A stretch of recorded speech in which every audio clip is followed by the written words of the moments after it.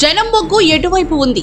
ఏ party పట్ల జనంలో అభిమానం మెండుగా ఉంది? ప్రస్తుతం అధికారంలో ఉన్న సర్కార్ ఎన్నికల్లో విజయం సాధించి మళ్లీ గద్దెనెక్కుతుందా, లేక పరాజయం పాలై అధికారం కోల్పోతుందా? ఇటువంటి ప్రశ్నలకు సాధారణంగా ఏ రాజకీయ పార్టీ అయినా సరే సర్వేల మీద ఆధారపడుతుంది. అయితే విషయాన్ని సర్వేలతో సంబంధం లేకుండా జనం మూడేమిటి, ఎన్నికల్లో విజయం సాధించే పార్టీ ఏది, పరాజయం పాలయ్యే పార్టీ ఏది అన్న విషయాన్ని ఇండియన్ అడ్మినిస్ట్రేటివ్ సర్వీసెస్ అధికారులు ముందుగానే పసిగట్టేయగలరు. అవును, రాజకీయ పరిభాషలో బాబూస్ గా పిలువబడే ఐఎస్ఎస్ అధికారులకు జనం నాడి అందరికంటే ముందే తెలిసిపోతుంది. అందుకే ఏపీలో ప్రస్తుతం అధికారంలో ఉన్న ప్రభుత్వం మరోసారి గద్దెనెక్కే పరిస్థితి లేదని వారు ఎప్పుడో పసిగట్టేశారు. వారి విధేయతను మార్చేయడానికి, ప్లేటు ఫిరాయించడానికి ఎప్పుడో రెడీ అయిపోయారు. అయితే అతి కొద్ది మంది మాత్రం తమ విధేయతలను మార్చినా ఫలితం లేని స్థితికి వచ్చేశారు.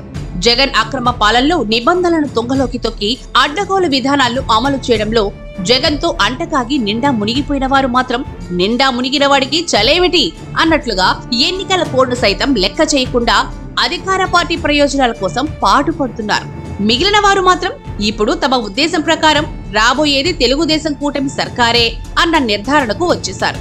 ఇప్పటి వరకు తామరాకు మీద నీటి బొట్టులా వ్యవహరించిన ఇండియన్ అడ్మినిస్ట్రేటివ్ సర్వీసెస్ అధికారులు, కొందరు ఐపీఎస్ అధికారులు కాబోయే సీఎం అన్న నమ్మకానికి వచ్చేసి చంద్రబాబు ప్రాపకం కోసం తమ వంతు ప్రయత్నాలు మొదలు పెట్టేశారు. అసలు బాబూస్ లో ఈ ప్రయత్నాలు ఎప్పుడో 6-7 నెలల కిందటే మొదలయ్యాయి. ఇప్పుడు అవి మరింత ముమ్మరమయ్యాయి. ప్రస్తుతం విదేశీ పర్యటనలో ఉన్న చంద్రబాబుతో కాంట్రాక్ట్ లోకి వెళ్లి మరీ తమ సచ్చీలతను చెప్పుకునే ప్రయత్నం చేస్తున్నారు. అసలు ఈ ఒరవడి 6-7 నెలల కిందటే మొదలైంది. ఇంతకాలం జగన్ సర్కార్కు అడుగులకి మడుగులొత్తిన పలువురు ఐఏఎస్, ఐపీఎస్ అధికారులు 6-7 నెలల నుంచి జగన్ సర్కారుకు దూరం జరగడం మొదలైంది. ఇంతకాలం జగన్ చూసి రమ్మంటే కాల్చి వచ్చిన చందంగా ప్రభుత్వం ఇంత చెప్తే అంత చేసి విపక్షాన్ని చికాకు పెట్టేందుకు మాత్రమే తమ అధికారాన్ని వాడిన అధికారుల వైఖరి గత 6-7 నెలలుగా పూర్తిగా మారిపోయింది. జగన్ కరుణా కటాక్షాల కోసం పరిధి దాటి మరీ పనులు చేసిన కొందరు అధికారులు గత 6-7 నెలల నుంచి చంద్రబాబుతో భేటీకి తహతహలాడుతున్నారు. కొందరైతే రహస్యంగా ఆయన్ను కలిసి క్షమాపణలు కోరుకోవడమే కాదు, అలా ఎందుకు వ్యవహరించాల్సి వచ్చిందో కూడా వివరణ ఇచ్చుకున్నారు. ఒక సందర్భంలో చంద్రబాబు ఈ విషయాన్ని స్వయంగా చెప్పారు.